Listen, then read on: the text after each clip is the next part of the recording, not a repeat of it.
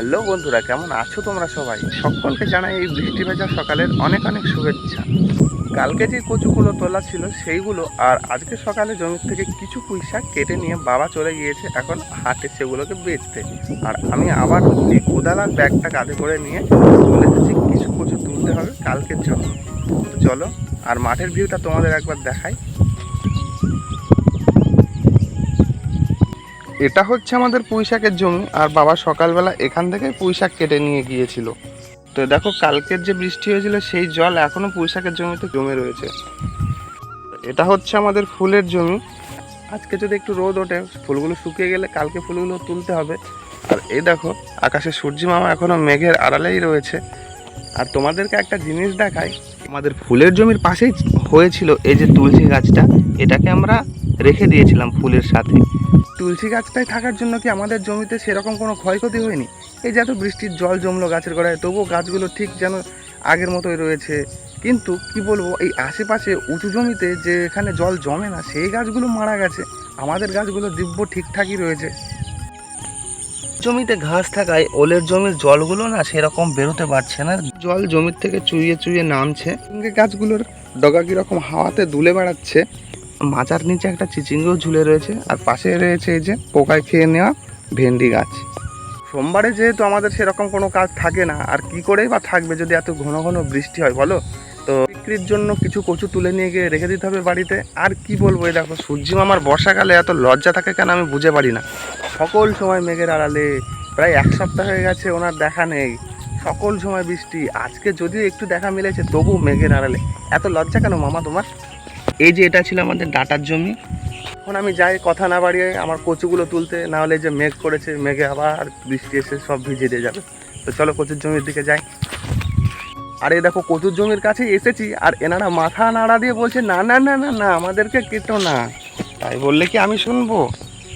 টাকা খরচ করে আমি চাষ করেছি, তোমরা টাকা খরচ করে আমরা চাষ করেছি, তোমরা না না বললেই কি আমরা তোমাদেরকে ছেড়ে দেবো বলো তো? কি পরিমাণে বৃষ্টি হয়েছে, কচুর জমিতে এখনো জল জমে দেখো। তো কালকে এত পরিমাণে বৃষ্টি হয়েছে কি বলবো, ঘরে ছিলাম বলে হয়তো বুঝতে পারিনি। দেখো প্রচুর জমে জল জমে এখনো। আর ওই যে ওই দিকটা মেঘ পড়ে আসছে। তো নিয়ে আর কথা না বাড়িয়ে এখন আমার কাজে লেগে পড়ি। কয়েক লাইনে তুলতে হবে কচু, অল্প কিছুই 10-15 কেজির মতো কচু তুলবো, 4-5 লাইন তুললে হয়তো হয়ে যাবে। তো চলো আগে গাছগুলো ঝটপট করে কেটে ফেলে দিই। বেশি কাটবো না, 4 লাইন মতো কাটবো। দেখো জমি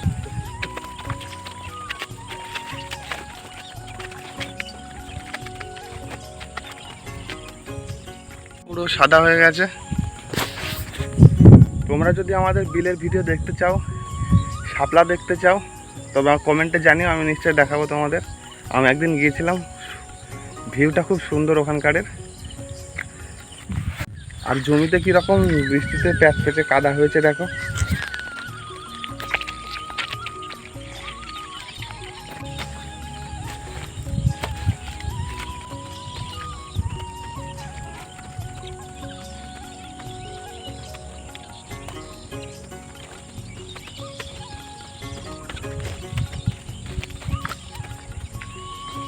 তো বন্ধুরা, কোদালের থেকে মাটি ছাড়তে চাইছে না, এত পরিমাণে ভেজা মাটিটা কি বলবো, হাত পুরো লেগে যাচ্ছে। এক লাইন তুলতে গিয়ে আমার ডানা পুরো লেগে গেল।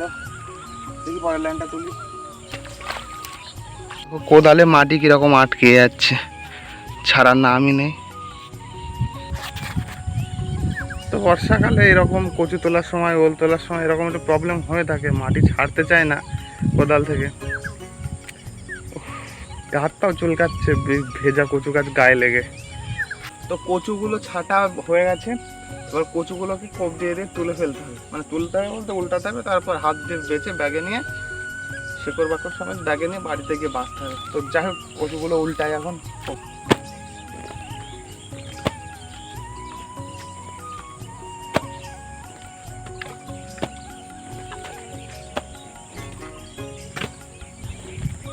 বেশি তুলবো না, একটা একটা করেই তুলবো, নাহলে যদি বৃষ্টি হয়ে যায় তাহলে সব কাদা হয়ে যাবে, আর একটা কচু ছাড়াতে পারবো না, সব কচুর গায়ে মাটি লেগে যাবে।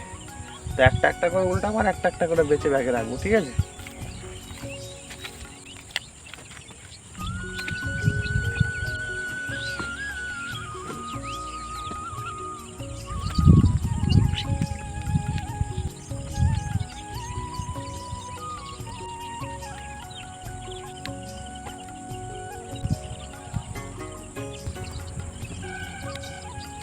তো বন্ধুরা, আমার এখন 3 লাইন কচু তোলা হয়ে গেছে, আর এখনও 1 লাইন তুলতে বাকি রয়েছে। আর এর মধ্যেই দেখো আমার মাথার উপরে চারিদিক থেকে মেঘটা যেন আমাকে ঘিরে ধরছে ক্রমশ।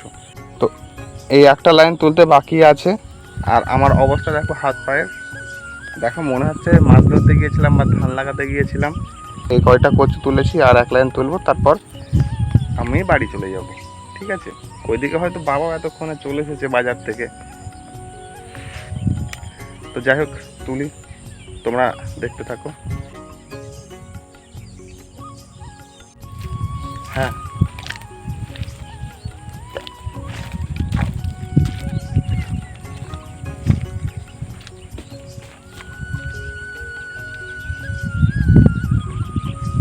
বন্ধুরা, আমার এখন হয়ে গেছে কচু তোলা। তো ব্যাগটা আমি আলের উপরে রেখে আসলাম জমির কাদার থেকে বাইরে বার করে। আর আমার অবস্থা দেখে বুঝতে পারছো কীরকম কাদা কাদা মেখে পুরো একাকার। এখন ড্রেনের জলে, ওই ড্রেনের ওখানে জল জমে রয়েছে, ওইখানটা থেকে হাত পা সব ধুয়ে নেবো, কোদালটাও ধুয়ে নেবো। আর এর মধ্যেই কীরকম আমার কচু তোলা শেষ না হতে হতেই কীরকম যেন বৃষ্টির ফোঁটা পড়তে আরম্ভ করে দিয়েছে। আর দেখো চারিদিকে মেঘটা দেখো, পিছন সাইডটা থেকে বৃষ্টি আসছে এই মেঘটার থেকে। জানি বৃষ্টিটা কবে থামবে। বর্ষাকাল তো সবার প্রিয়, বর্ষায় বৃষ্টির জলে ভিজতে সবার ভালো লাগে। কিন্তু যদি এরকম একঘেয়েমিভাবে বৃষ্টি লেগেই থাকে তাহলে কি ভালো লাগে আর বলো দিন। তো যাক, কাদা মাদা এখন ধুয়ে নিই এই যে এইখানটাতে।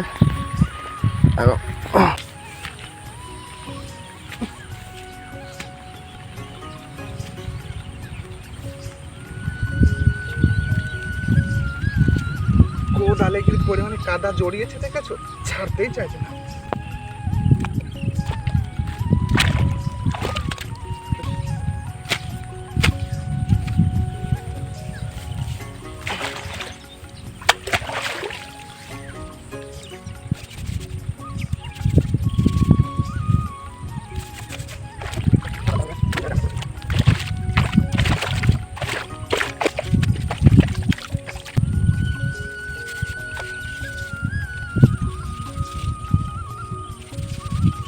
বন্ধুরা, যেরকম ঠিক ভাত খাওয়ার পরে এটা খেলাম মেজে ঘষে নিতাই, ঠিক সেরকম এই কোদাল দিয়ে কাজ করার পরেও কোদালটা মেজে ঘষে রাখতে হয় কিন্তু।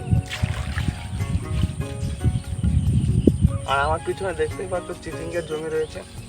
তোমরা কি বলো জানিও, তোমাদের ভাষায় এগুলোকে কি বলে। আমরা এগুলোকে তো চিচিঙ্গে বলি। তো কত বড় বড় চিচিঙ্গে ঝুলে রয়েছে দেখো, মোটা মোটা চিচিঙ্গে।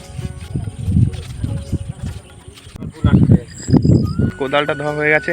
এখন আমার এই যে স্ট্যান্ড, আমার এই স্ট্যান্ডটাকে জমির মাঝখানে রেখে দিয়ে যায় পুঁতে, নাহলে আবার কার নজরে পড়বে, কে আবার নিয়ে চলে যাবে হাতে করে। তখন কচুর ব্যাগটা নিয়ে জমির আলের উপরে রেখে দিয়েছিলাম কচুর ব্যাগটা। এখন যে কচুর ব্যাগটার উপরে বাবা কিছু ডাঁটা কেটে রেখেছে, তো এটা এখন নিয়ে যাই। কচুর ব্যাগটা মাথায় করে নিয়ে আমাদের যেতে হবে ওই আমাদের রিক্সার কাছে। তো যাই, আর বাবাও ওই যে দূরে হয়তো দেখতে পাবে তোমরা, আমার বাবা ওই যে দূরে ফুলের জমি দেখছে। একটা মজার ঘটনা বলি তোমাদের। পরশুদিন ফুল তুলে কালকে হাটে নেওয়া হয়েছিল, দাম ছিল 100 থেকে 150 টাকা। আর আজকে ফুলের দাম 700 থেকে 800 টাকা। তার আগের দিনও ছিল 700-800 টাকা। কীরকম একটা মানে কি বলবো, কপালটাই খারাপ। তো যা,